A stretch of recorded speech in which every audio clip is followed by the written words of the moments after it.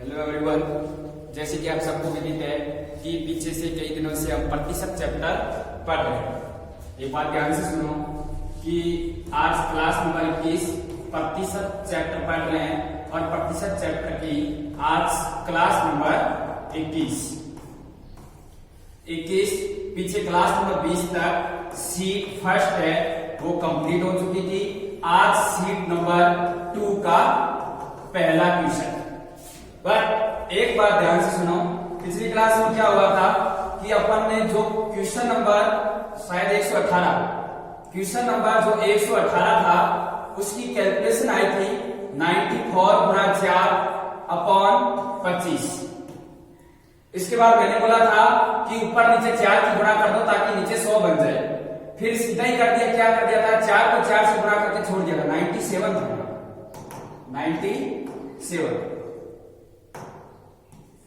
पीछे इकाई का सीधा डायरेक्ट देख लिया था कि इकाई का अंक 6 आएगा, बट हमने 7 से गुणा नहीं की थी, इस कारण इस इकाई का अंक 2 आएगा।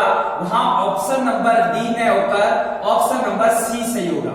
ये करेक्शन कर लेना पीछे वाले क्वेश्चन नंबर 118 में कि आपका ऑप्शन नंबर डी सही नहीं है, ऑप्शन नंबर सी करेक्ट होगा।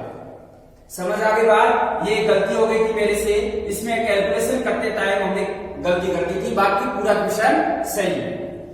आज सीट नंबर 2 का पहला क्वेश्चन, प्रतिशत चैप्टर पढ़ रहे हैं, क्लास नंबर 21 और सीट 2 का पहला क्वेश्चन आपके सामने है।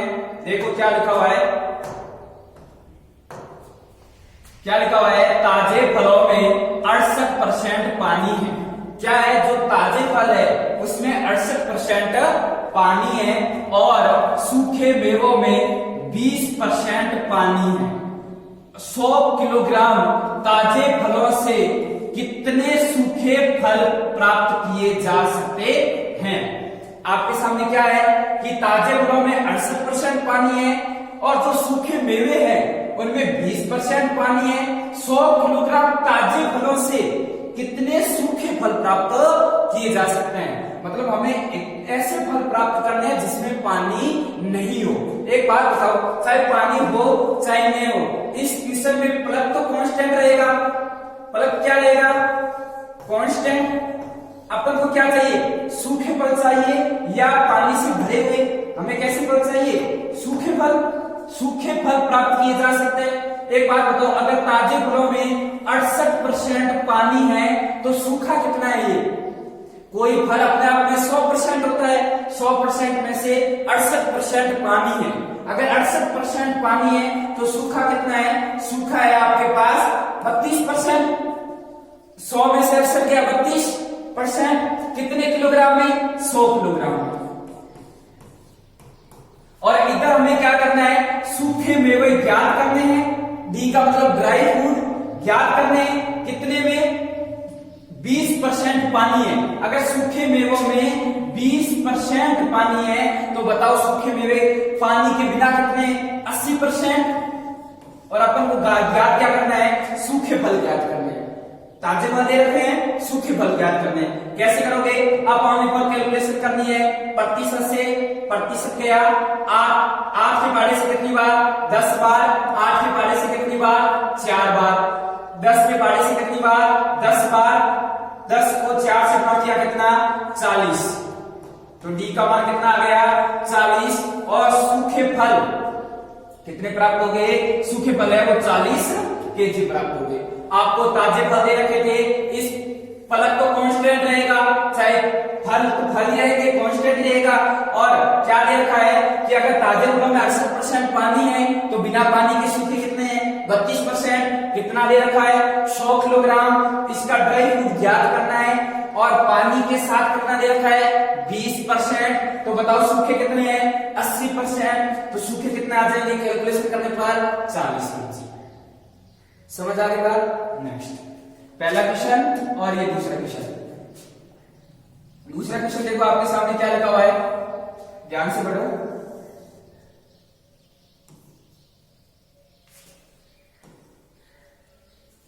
देखो क्या लिखा हुआ है, एक घोल में एक सॉल्यूशन में 100 16.5% क्या है, 16.5% है वो नमक है।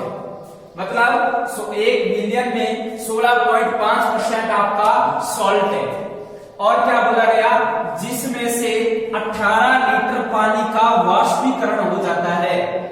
इसमें से क्या हो जाता है, 18 लीटर पानी का वाष्पीकरण हो जाता है। और अब घोल में नमक की सांद्रता है वो 20.9% है। पहले क्या था, नमक 16.5% था और फिर क्या हुआ, 18 लीटर पानी उठ गया, वाष्पीकरण होने का मतलब उठ गया। तो अब नमक की सांद्रता कितनी बची, 20.9%। आपसे पूछा जा रहा है विलयन की प्रारंभिक मात्रा कितनी थी। मतलब आपसे पूछा जा रहा है कि अगर 18 लीटर उठ गया तब मात्रा 20.9% हो गई और पहले 16.5% थी, तो बताओ वो सॉल्यूशन है वो शुरू में कितने लीटर का था, ये बताना है। एक बात बताओ, नमक का पूछा गया, सॉल्ट, ये पीछे वाले बेस पर ही है। हमने पढ़ा था ना एक कंसेप्ट E बराबर P गुणा C, और उसी का एक कंसेप्ट पढ़ा था, कौन सा, कि अगर दो संख्याओं का मल्टीपल कांस्टेंट हो तो दोनों संख्याओं का रेशियो एक दूसरे के व्युत्क्रमानुपाती होता है। ये कंसेप्ट हमने लास्ट क्लास में देखा था। अब देखो इसमें क्या करना है आपको, वही कंसेप्ट बेस पर क्वेश्चन चल रहे हैं, सेम के सेम। क्या बोला हुआ है, सॉल्ट कैसे बनेगा, मेरे को ये बताओ। सॉल्ट का मतलब नमक कैसे बनेगा। आपका टोटल सॉल्यूशन कितना है, आपका टोटल सॉल्यूशन कितना है, गुणा प्रतिशत ऑफ सॉल्ट, और आपका उसमें से कितना प्रतिशत नमक है, प्रतिशत ऑफ सॉल्ट। ऐसे मिलेगा जैसे हम कर रहे थे। इनकम टैक्स कैसे आएगा, इनकम गुणा रेट ऑफ इनकम टैक्स। उसी प्रकार नमक कैसे आएगा, टोटल सॉल्यूशन कितना है आपका, टोटल सॉल्यूशन कितना है, गुणा प्रतिशत और उस नमक का कितना प्रतिशत है, तो हमें क्या मिल जाएगा, सॉल्ट मिल जाएगा। एक बात बताओ, आपको सॉल्यूशन का रेशियो दे रखा है या उनके प्रतिशत का रेशियो दे रखा है। प्रतिशत का मतलब होता है यहाँ दर का मतलब होता है सांद्रता का रेशियो, और यहाँ कितना देखो, सांद्रता का रेशियो आपके सामने दे रखा है, सांद्रता का रेशियो आपके सामने दे रखा है। देखो सांद्रता का रेशियो कितना होगा कि पहले तो था 16.5%, उसके बाद कितनी हो गई 20.9%। एक बात बताओ, नमक तो कांस्टेंट रहेगा और सॉल्ट क्या हो गया, कांस्टेंट। क्यों रहेगा, क्योंकि चाहे सांद्रता कितनी भी हो, नमक तो कांस्टेंट ही रहेगा। पानी का वाष्पीकरण हो जाए फिर भी नमक तो क्या रहेगा, कांस्टेंट रहेगा। जितना नमक पहले था आज भी उतना ही नमक है। अब एक बात बताओ, इनका रेशियो कितना आ रहा है आपके सामने, 16.5% रेशियो 20.9%। प्रतिशत से प्रतिशत आउट, एक पॉइंट से एक पॉइंट आउट। किसके बारे से कट रहे हैं, किसके बारे से,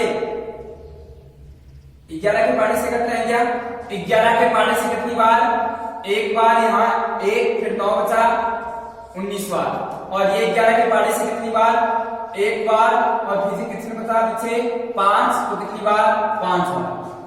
11 के पारे से कितनी बार आ गया, 15:19। तो एक बात बताओ, अगर दो राशियों का मल्टीपल कांस्टेंट है तो दोनों राशियों का जो अनुपात होगा वो एक दूसरे के क्या होगा, व्युत्क्रमानुपाती। अगर सॉल्ट के दर का रेशियो, सांद्रता का रेशियो 15:19 है, तो मेरे को ये बताओ सॉल्यूशन का रेशियो कितना होगा, सॉल्यूशन का रेशियो 19:15 होगा। हो गया। अब एक बात बताओ, आपका नमक है वो कितना वाष्पीकरण हो गया, 18 लीटर। नमक कितना वाष्पीकरण हो गया, 18 लीटर। तो एक और नमक पहले अगर 19 था तो अब 15 बचा है। विलियन टोटल कितना बचा है कि अगर पहले इसमें से 18 लीटर पानी का वाष्पीकरण हो गया, अगर पहले 19 था तो अब 15 बचा। तो मेरे पास ये बताओ कितना हो गया वाष्पीकरण, वाष्पीकरण कितना हो गया, वाष्पीकरण हो गया 4 का मान कितना दे रखा है, 4 का मान दे रखा है 18।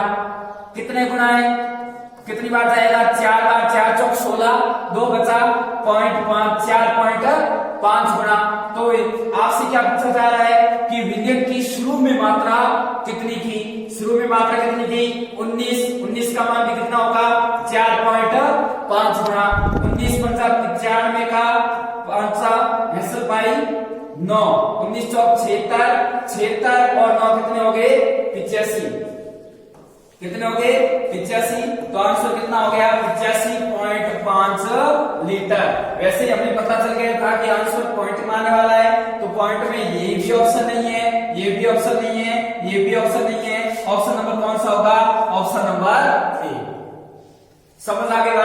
इस क्वेश्चन में क्या कंसेप्ट लगा कि एक घोल में 16.5% नमक है, अगर उसमें से 18 लीटर पानी का वाष्पीकरण हो जाता है, अब घोल में नमक की सांद्रता 20.9% है, तो विलयन की शुरू में मात्रा कितनी थी।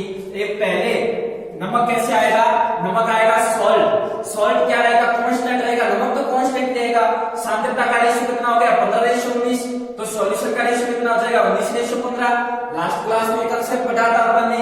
और बताओ अगर पहले 19 था अब 15 बचा तो कितना वाष्पीकरण हो गया 4, और क्वेश्चन में कितना दे रखा है 18, 4 का मान 18 कितने गुना 4.5 गुना, तो मात्रा किसकी पूछी गई शुरू में मात्रा 19 का भी कितने गुना हो जाएगा 4.5 गुना, 19 को 4.5 से गुना करोगे कितना आएगा 85.5 लीटर। समझ आ गई बात। ये था आपका दूसरा क्वेश्चन। तीसरा क्वेश्चन पढ़ो। पीछे वाली क्लास में जो पढ़ा था उसी पर बेस है अभी तक। तो एक अगर दो राशियों का मल्टीपल कांस्टेंट है तो दोनों राशियों का रेशियो एक दूसरे के व्युत्क्रमानुपाती होगा। अभी तक वही कंसेप्ट पढ़ रहे हैं, ये भी उसी कंसेप्ट पर बेस क्वेश्चन। 3 नंबर क्वेश्चन आपके सामने, क्वेश्चन को ध्यान से पढ़ो। क्या लिखा हुआ है, चीनी तथा पानी के घोल में जो कि 18 लीटर है, क्या है कि चीनी और पानी का घोल है और वो कितना लीटर का है 28 लीटर का है, उसमें 26.4% चीनी है। कि मतलब अगर चीनी और पानी का टोटल सॉल्यूशन है वो 28 लीटर है, उसमें से चीनी कितनी है 26.4% है। घोल को गर्म करके वाष्प द्वारा 6 लीटर पानी उड़ा दिया जाता है। पानी कितना उड़ा दिया जाता है 6 लीटर। एक बात बताओ, अगर पहले 28 लीटर था, 28 लीटर में से 6 लीटर पानी है वो वाष्पीकरण हो गया, तो कितना बचा पीछे 22 जाने पर शेष घोल में कितने प्रतिशत चीनी होगी। अगर पहले चीनी की प्रतिशत मात्रा 26.4% थी, तो बताओ अब वह चीनी की मात्रा 6 लीटर पानी वाष्पीकरण हो गया, उसके बाद चीनी की मात्रा कितने प्रतिशत रहेगी। इसका मतलब सेम कंसेप्ट। अभी यहां पर क्या लानी है शुगर कैसे आएगी, सॉल्यूशन आपका टोटल सॉल्यूशन कितना है गुणा प्रतिशत ऑफ शुगर, ऐसे आएगी। और शुगर तो क्या रहेगी, शुगर तो कांस्टेंट, शुगर क्या रहेगी, शुगर तो कांस्टेंट, जितनी पहले थी आज भी उतनी है। एक बात बताओ, अब हुआ क्या आपके सामने कि प्रतिशत ऑफ शुगर ज्ञात करना है आपको। पहले 26.4% था, तो बताओ अब कितना है, कब, जब 6 लीटर पानी उठ गया। एक बात बताओ, सॉल्यूशन की मात्रा आपको दे रखी है कि पहले सॉल्यूशन कितना लीटर था 28 लीटर, और पहले 28 था, 28 में से क्या हुआ 6 लीटर का वाष्पीकरण। अगर 28 में से 6 लीटर का वाष्पीकरण हो गया तो पीछे कितना बचा 22 लीटर। अब सॉल्यूशन कितना बचा है 22 लीटर, तो बताओ सॉल्यूशन का रेशियो कितना आ गया 14:11, 2 के पहाड़े से 14:11, तो बताओ शुगर का रेशियो कितना आएगा, शुगर का रेशियो कितना आएगा 11:14। कैसे, क्योंकि अगर दो राशियों का मल्टीपल कांस्टेंट तो दोनों राशियों का रेशियो एक दूसरे के व्युत्क्रमानुपाती। अगर इसका रेशियो है 14:11 तो इसका रेशियो कितना होगा 11:14। अब एक बात बताओ, पहले आपको कितनी थी चीनी की मात्रा, पहले चीनी की मात्रा कितनी थी 26.4 लीटर, कितने गुना है 11 कम 11, 11 दुआ 22, पीछे बचा 4, 11 चौक 44, 2.4 गुना। अब मात्रा कितनी हो गई 2.4 गुना, 56 का छक्का 6 आएगा, तो कौन सा ऑप्शन होगा, ऑप्शन नंबर ए में इकाई का 6 है नहीं, ऑप्शन नंबर बी में बी इकाई का 6 है नहीं, ऑप्शन नंबर सी में बी इकाई का 6 नहीं है, ऑप्शन नंबर डी में इकाई का 6 है, तो कौन सा ऑप्शन हो जाएगा ऑप्शन नंबर डी। देखो 14 चौका 56 का 6, ऐसे 5, 14 दुआ 28, 28 और 5 कितने हो गए 33। तो मात्रा कितनी आ जाएगी 33.6%। अगर पहले कितनी थी 26.4%, तो अब कितनी है 33.6%। कैसे आया? क्योंकि हमें दे रखा है कि चीनी और पानी का टोटल कुल 28 लीटर पहले था, तो उसमें से 6 लीटर क्या हो गया वाष्पीकरण। अगर 6 लीटर वाष्पीकरण हो गया तो पीछे कितना बचा 22 लीटर। तो 2 के पाड़े से रेशियो कितना आ गया 14:11। अब बताओ अगर इसका रेशियो 14:11 है तो इसका रेशियो कितना होगा 11:14। अब पहले मात्रा कितनी दे रखी है 26.4 गुना, कितने मल्टीपल है 2.4 गुना, तो इसका भी कितना मल्टीपल होगा 2.4 गुना। 14 को 2.4 से गुना करते हैं तो कितना आता है 33.6। तो ऑप्शन नंबर कौन सा हो जाएगा ऑप्शन नंबर डी। देखो नेक्स्ट क्वेश्चन इसी प्रकार का सेट आपके सामने।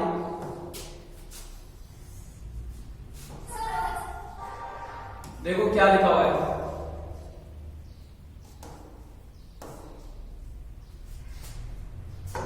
इसी प्रकार का सेम क्वेश्चन आपके सामने कि एक शहर में 40% पुरुष है वो विवाहित है। कितने परसेंट पुरुष है वो 40% विवाहित है और 25% है वो महिलाएं विवाहित है। कुल शहर की जितनी जनसंख्या है उसका 40% पुरुष विवाहित है और 25% महिलाएं विवाहित है। यह मानते हुए कि कोई भी एक से अधिक बार शादी नहीं करता है। ये कंडीशन दी हुई है कि कोई भी पुरुष या महिला एक से ज्यादा बार शादी नहीं करते हैं। तो कितने प्रतिशत जनसंख्या है वो विवाहित होगी। इस क्वेश्चन के अंदर देखो अपन को कंसेप्ट में सेम ही लगाना है कि एक शहर में 40% पुरुष विवाहित है। माना पुरुष है एम, पुरुष कितने हैं एम का कितना परसेंट विवाहित है 40%, राइट। जनसंख्या तो कांस्टेंट रहेगी, तो महिलाएं विवाहित कितनी है, माना महिलाएं कितनी है एफ, फीमेल कितनी है एफ, उसकी कितनी विवाहित है 25%। तो आप मेरे को ये बता सकते हो क्या मेल और फीमेल का रेशियो क्या आएगा, फिर अपन टोटल जनसंख्या से निकाल लेंगे। अब देखो मेल और फीमेल का रेशियो प्रतिशत से प्रतिशत कट गया, 5 के बारे से 8 बार, 5 के बारे से 5 बार, तो मेल और फीमेल का रेशियो कितना आएगा मेल, ये इधर गुणा में इधर कितना आएगा भाग में, ये इधर कितना 5, तो ये इधर गुणा में इधर कितना आएगा भाग में, आ गया भाग में। तो मेल और फीमेल का रेशियो कितना आ गया 5:8। एक बात बताओ अगर मेल और फीमेल का रेशियो 5:8 है, अगर किसी शहर में 5 पुरुष है तो 8 क्या है महिलाएं, तो बताओ टोटल जनसंख्या कितनी है 8 और 5 13, टोटल जनसंख्या कितनी हो गई 13। अब एक बात बताओ अगर आपके पुरुष है वो कितने प्रतिशत विवाहित है, आपको जनसंख्या कौन सी निकालनी है विवाहित निकालनी है, ये तो टोटल जनसंख्या है। अब आपको देखना है 5 पुरुष में से कितने पुरुष है वो विवाहित है और 8 महिलाओं में से कितनी महिलाएं हैं वो विवाहित है, मुझे उनका प्रतिशत निकालना है। अब क्या करोगे एक बात बताओ अगर 5 पुरुष है, पुरुष विवाहित कितने 40%, तो बताओ 5 का 40% कितना होगा 5 गुना 40%, 40 पंजा 200 और प्रतिशत का मतलब 2 शून्य कट गए, तो अगर 5 का 40% कितना होगा 2, इसका मतलब क्या होगा अगर पूरे शहर में 5 पुरुष है तो उसमें से 2 पुरुष विवाहित है। अगर आपके पूरे शहर में 8 महिलाएं हैं तो उसका कितना प्रतिशत 25%, 25 8 200, 200 का 200% का मतलब कितना हो गया फिर 2, इसका मतलब देखो। और इसने एक लाइन और बोली है यह मानते हुए कि कोई भी एक से अधिक बार शादी नहीं करता है।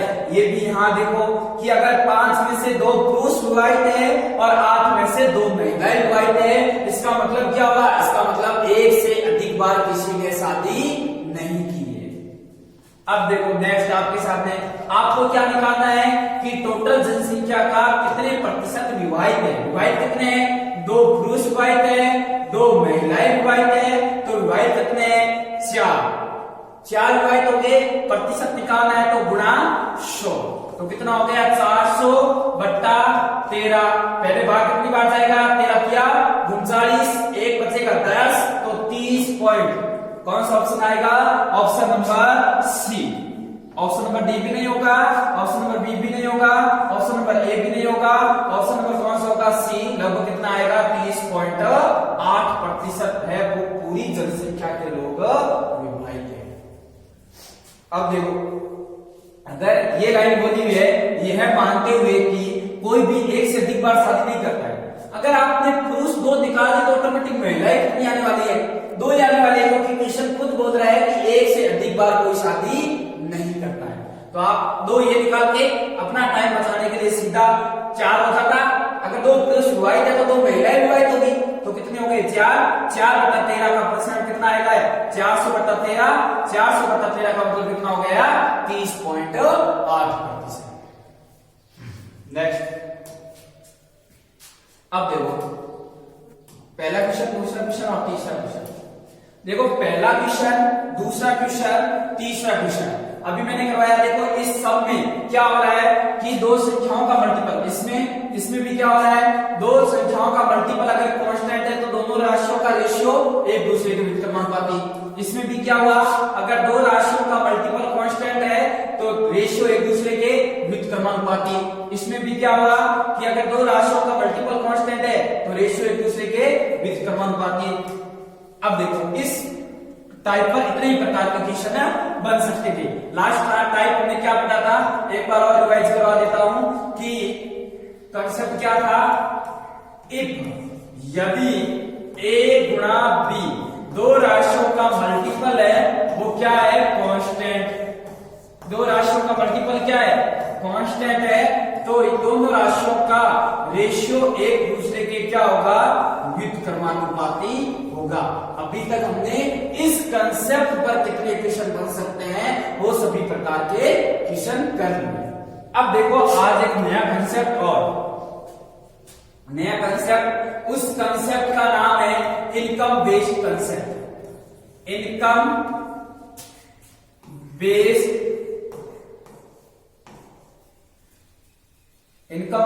Concept, income based concept. देखो इसके अंदर क्या होगा, ध्यान से सुनो। एक तो हमने लास्ट क्लास में क्या पढ़ा था? एक कंसेप्ट तो हमने पढ़ा था कि इनकम टैक्स वाला पढ़ा था। इनकम टैक्स, इनकम टैक्स क्या होता है? आपकी इनकम कितनी है, रेट ऑफ इनकम टैक्स, ये पढ़ा था एक तो कंसेप्ट। बट ये है income based concept. Income based concept देखो इसमें क्या होगा, इसमें आपको पता होना चाहिए इनकम क्या होती है। इनकम का मतलब होता है आय, हिंदी में इनकम का मतलब क्या होता है? आय।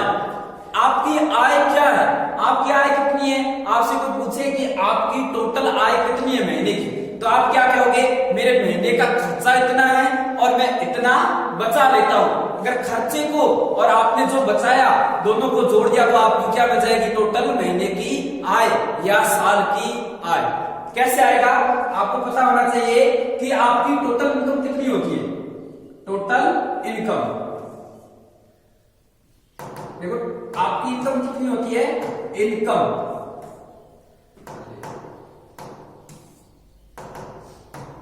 देखो, इनकम कितनी होती है? इनकम बराबर आपका एक्सपेंडिचर कितना है,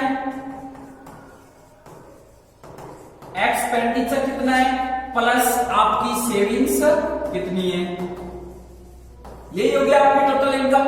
इनकम कैसे होगी? इनकम को हिंदी में क्या बोलते हैं? आय। आपकी टोटल आय क्या होगी? आय। टोटल आय क्या होगी आपकी? आपका खर्चा कितना है और आपकी बचत कितनी है। इसका मतलब आय क्या होती है? आय होती है खर्चा प्लस बचत। इनकम क्या होती है? Expenditure plus saving. इसका मतलब आज से हम क्या कंसेप्ट याद रखेंगे? ई बराबर P plus S, sorry I बराबर क्या हो गया, इनकम, आई बराबर क्या हो गया, ई प्लस एस।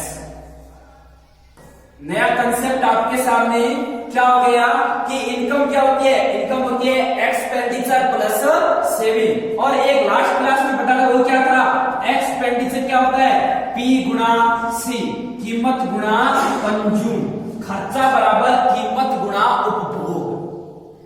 ये लास्ट क्लास का कंसेप्ट था और ये नया कंसेप्ट।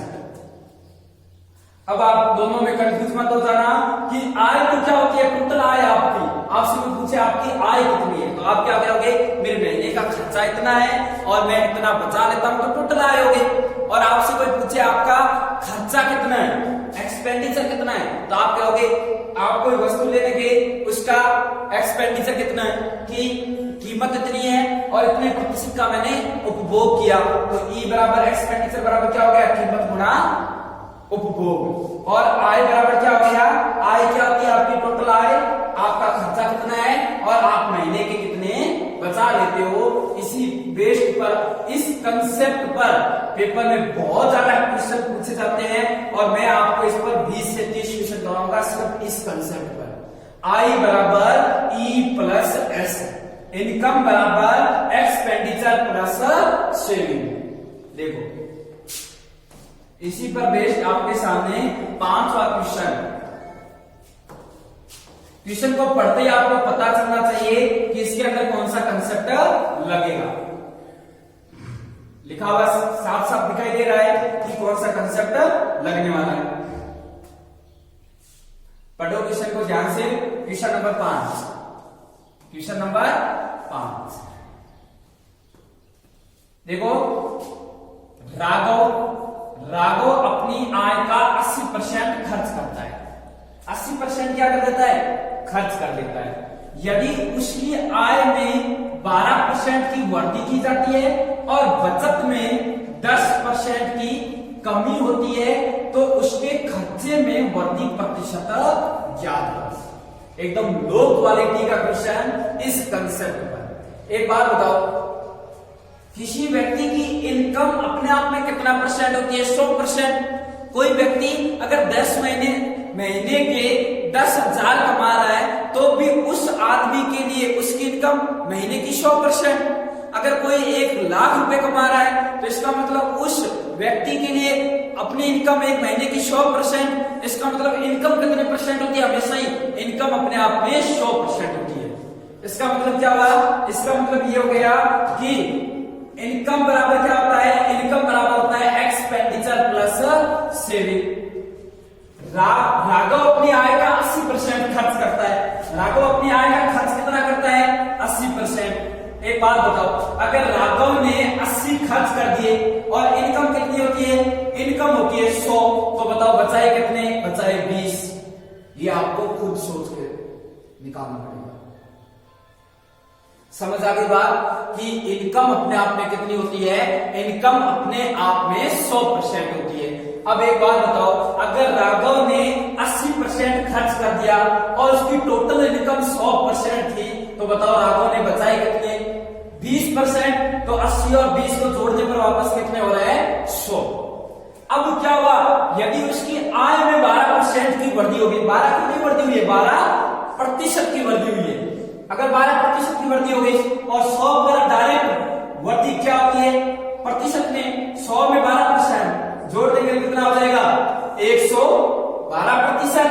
और क्या हुआ, बचत में, सेविंग में 10% की कमी हो गई, तो बताओ 20 का 10%, बचत कितनी है 20 का कितना 10%, 10% कमी, प्रतिशत से 2 शून्य गए, 2 को 1 से मल्टीपल किया 2, इसका मतलब 2 की क्या हो गई, कमी। अगर पहले 20 था तो 10% की क्या हो गई, 10% की कमी होने का मतलब 2 की कमी हो गई कमी।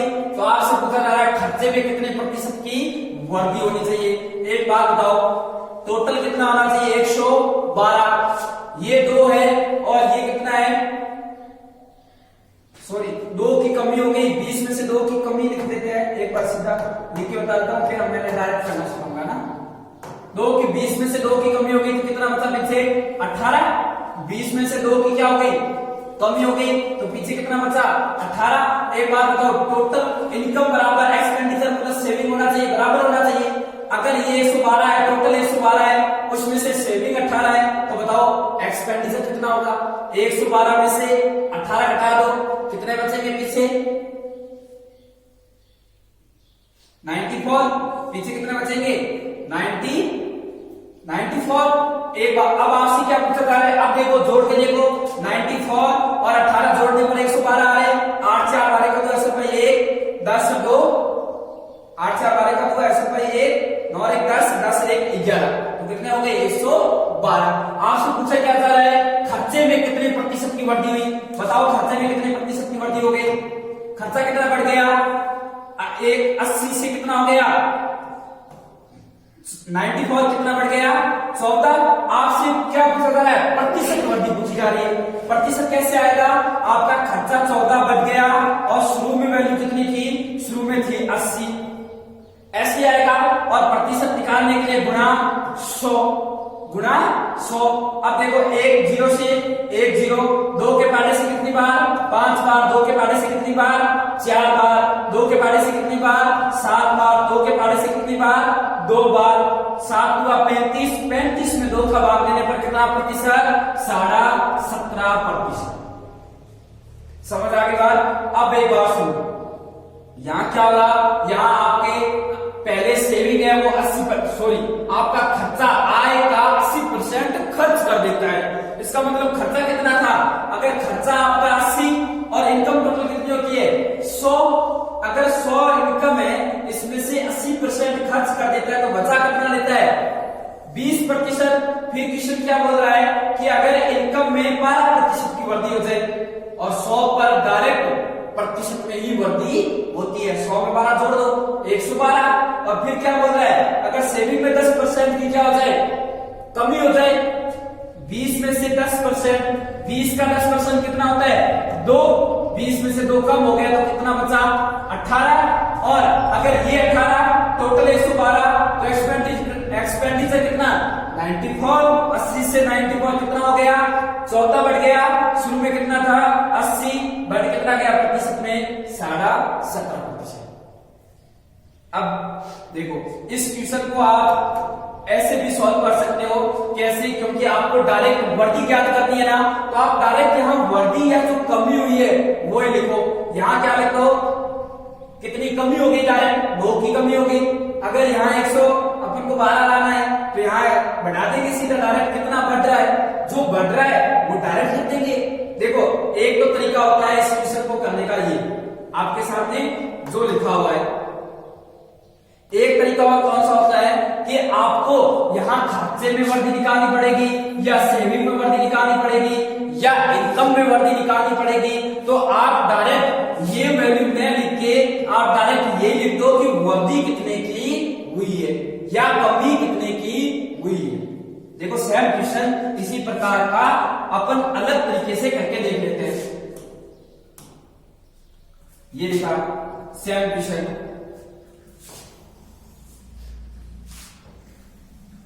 अपन को इस क्वेश्चन में क्या पूछा जा रहा है सीधा वही निकाल लेते हैं। अपन को उसकी पहले वैल्यू क्यों निकाल रहे हैं, अपना टाइम बचेगा।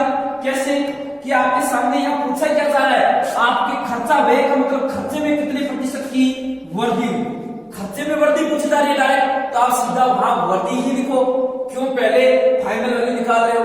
देखो अनु अपनी मासिक आय का 68% क्या कर देती है, खर्च करती है। यदि उसकी मासिक आय में इनकम में 20% की वृद्धि होती है, इनकम कितने इंक्रीज हो जाता है 20% इंक्रीज हो जाता है, और इसकी मासिक बचत में 9 से 3/8% की वृद्धि हो जाती है।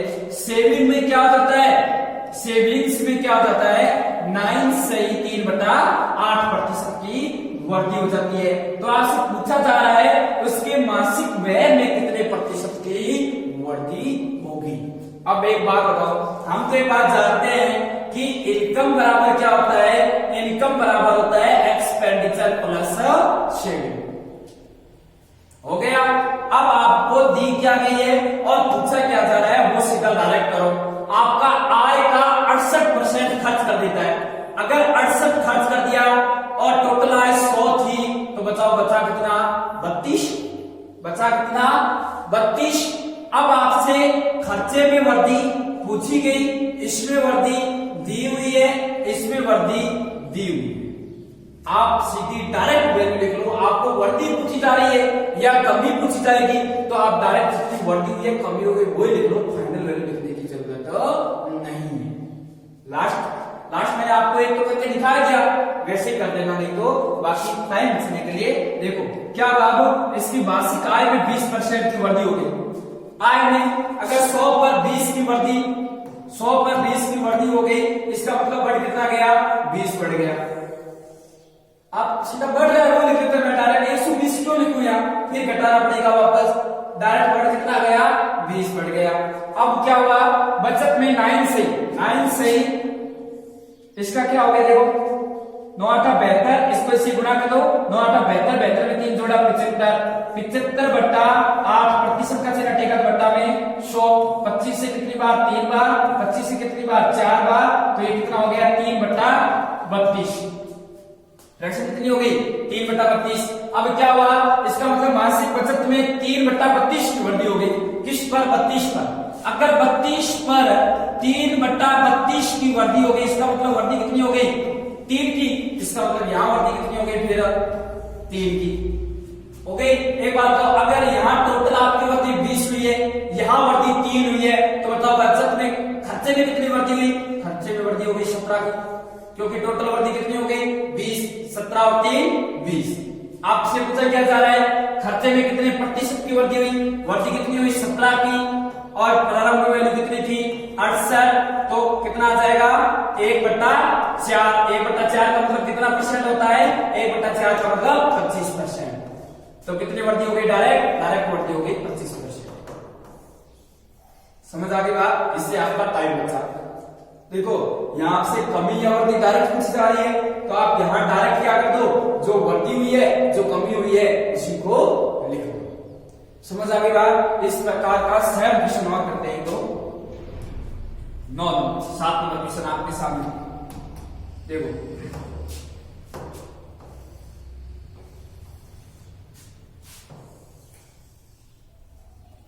सात नंबर क्वेश्चन लिखा हुआ आपके सामने। शैम क्या हुआ कि सुधा अपनी आय का 15% बचाती है। बचाती कितना है? आय का 15% बचा लेती है, सेविंग कर लेती है। 15% क्या कर देती है? सेव कर देती है। और एक्सपेंडिचर कितना? 20% इंक्रीज हो जाता है। उसका व्यय 20% बढ़ता है और बचत में 60% की वृद्धि होती है, तो उसकी आय में कितने प्रतिशत की वृद्धि होनी चाहिए निकालना है। अब देखो अपन जानते हैं इनकम बराबर क्या होता है? Expenditure plus saving. हो गया। अब एक बात बताओ, सुधा अपनी आय का 15% बचा लेती है। सुधा अपनी आय का कितना बचा लेती है? 15%। अगर उसने 15 बचा लिया, टोटल 100 था, तो खर्च कितना कर दिया? 85। इसका मतलब ये हुआ, पहली लाइन का मतलब क्या हुआ? 15% बचा लेती है। अगर 15 बचा लिया, टोटल 100 था, तो खर्च कितना कर दिया? 85। अब देखो अब क्या हुआ? इसके बाद क्या हुआ कि उसका व्यय 20% बढ़ जाता है। खर्चा कितना बढ़ जाता है? व्यय का मतलब खर्चा 20% बढ़ जाता है। तो 85 में 20% बढ़ा दो। 85 का 20% का मतलब 1/5। कितनी बार कट गया? 17 बार। 17 मतलब 85। तो उसका खर्चा कितना बढ़ गया? खर्चा बढ़ गया डायरेक्ट 17। तो अपन सीधा बढ़ा हुआ लिख लेते हैं। खर्चा बढ़ गया 17। खर्चा कितना बढ़ गया? खर्चा बढ़ गया 17। और उसके बाद क्या हुआ कि बचत में 60% की वृद्धि। 85 में कितने की वृद्धि हुई? 20%। 20% का मतलब कितना हो गया? 20% का मतलब हो गया 1/5। 85 1/5 17। और इसमें क्या हुआ? बचत में 60% की वृद्धि। 60% की वृद्धि का मतलब कितना हो गया? 3/5। 20% का मतलब 1/5, तो 60% का मतलब कितना हो गया? 3/5। तो 15 का 3/5 कितना हो गया? 9। कितना हो गया? 9। एक बात बताओ, अगर उसका खर्चा है वो 17 बढ़ गया और उसका सेविंग है वो 19 बढ़ गई, तो बताओ इनकम कितनी बढ़ गई? टोटल इनकम कितनी बढ़ गई? 17 और 9, 17 और 9, 17 और 9 कितनी बढ़ गई? 26। कितनी बढ़ गई? 26। और आपसे पूछा जा रहा है कि उसकी आय में कितनी प्रतिशत की वृद्धि हुई, और मैंने आपको बोला था 100 पर जो वृद्धि होती है वो डायरेक्ट इसमें होती है, 100 पर वृद्धि डायरेक्ट प्रतिशत में होती है। तो यहाँ डायरेक्ट कितनी परसेंट की वृद्धि हो गई? आपके सामने 26% की वृद्धि हो गई। समझ आ गया बात? इस प्रकार के क्वेश्चन हमने देखो, पहला क्वेश्चन क्या था, इस पर मैंने आपको ये नहीं था, ये था, इस पर नॉर्मल क्वेश्चन बनता है, उसमें मैंने आपको बता दिया था एक पहले पूरा सॉल्यूशन करके, और फिर मैंने क्या बताया था, आपको वृद्धि या कमी पूछी जा रही है तो आप डायरेक्ट क्या कर दो? वृद्धि या कमी लिख दो। उस पर मैंने आपको 6 नंबर क्वेश्चन करवा दिया, इसी प्रकार का 6 नंबर मैंने क्वेश्चन 7 नंबर करवा दिया, और आज की क्लास का लास्ट क्वेश्चन, क्वेश्चन नंबर 8, ये भी इसी प्रकार का।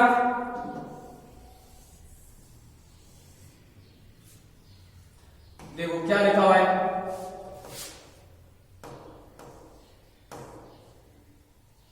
एक आदमी अपनी आय का अपनी आय का 72% क्या कर देता है? खर्च कर देता है। इस पहली लाइन का मतलब क्या लिखा? अपन जानते हैं आय बराबर क्या होता है? खर्चा प्लस बचत। इसका मतलब क्या हुआ कि एक आदमी अपनी आय का 72% खर्च कर देता है। इसका मतलब 72% अगर खर्च कर दिया और टोटल इनकम उसकी 100 थी, उसमें से 72 खर्च कर दिया तो बचाया कितना? 28%। और उसकी आय में 28% की क्या हो जाती है? वृद्धि हो जाती है। और उसकी आय में कितने परसेंट की वृद्धि हो गई? इनकम में 28% की वृद्धि हो गई, और उसके व्यय में 25% की वृद्धि हो गई। मतलब उसके खर्चे में कितने परसेंट की वृद्धि हो गई? 25% की।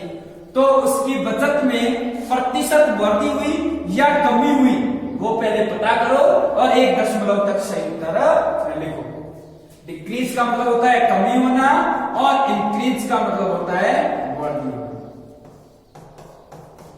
देखो पहली लाइन क्या बोल रही है कि अपनी आय का 72% खर्च करता है। अगर टोटल 100 थी, उसमें से 72 खर्च कर दिया तो बचाया कितना? 28। बचाया कितना? 28। फिर क्या हुआ? उसकी आय में 28% की वृद्धि हो गई। एक बात बताओ, अगर आय में 28 की वृद्धि हो गई तो बढ़ कितनी गई? 100 पर 28%, डायरेक्ट 28 बढ़ गई। आय कितनी बढ़ गई? डायरेक्ट 28। और उसके व्यय में 25 की कमी हो गई। 25% का मतलब क्या होता है? 1/4। 25% का मतलब कितना होता है? 1/4। किसमें? खर्चे में। तो खर्चे का 1/4 कितना होगा? 72 का 1/4 कितना होता है? 18। कितना होता है? 18। 1872 हो गए ना। तो इसका मतलब अगर उसके इनकम में 28 की वृद्धि तो खर्चे में 18 की वृद्धि, तो आपसे पूछा जा रहा है बचत में क्या होगा? बचत में क्या होगा आप खुद बताओ। ये टोटल 28 है और इधर 18, तो बचत कितनी में? 10। बचत में वृद्धि कितनी हो गई? 10 की, क्योंकि टोटल बराबर होना चाहिए। इधर 28 तो इधर भी कितना होना चाहिए? 28। क्यों होना चाहिए? क्योंकि अपन जानते हैं कि इनकम बराबर क्या होता है? Expenditure plus saving. तो बताओ खर्चे में कितनी वृद्धि हो गई? 10 की। खर्चे में कितनी वृद्धि हो गई? 10 की। इसका मतलब 100% कमी तो हुई नहीं है। ऑप्शन नंबर ए तो होगा नहीं, डिक्रीज होगा नहीं, और ऑप्शन नंबर डी भी नहीं होगा, डिक्रीज होगा। अब आप देखो वृद्धि हुई कितनी है? वृद्धि हुई है 10 की। वृद्धि कितनी हुई बचत में? इसको यहां लिख लो। बचत में वृद्धि कितनी हुई? 10 की वृद्धि हो गई। कितने पर वृद्धि हुई? 28 पर। प्रतिशत निकालने के लिए गुणा 100। इसका मतलब अभी किसके बारे से कट रहा है? इसको कैलकुलेशन कर दो। 2 के बारे से 5 बार, 2 के बारे से 14 बार। 14 बार पर 100। 1/14 का याद है क्या? 1/14 का मतलब कितना होता है? 1/14 का मतलब 7.14 और 7.35। तो ऑप्शन नंबर कौन सा आएगा?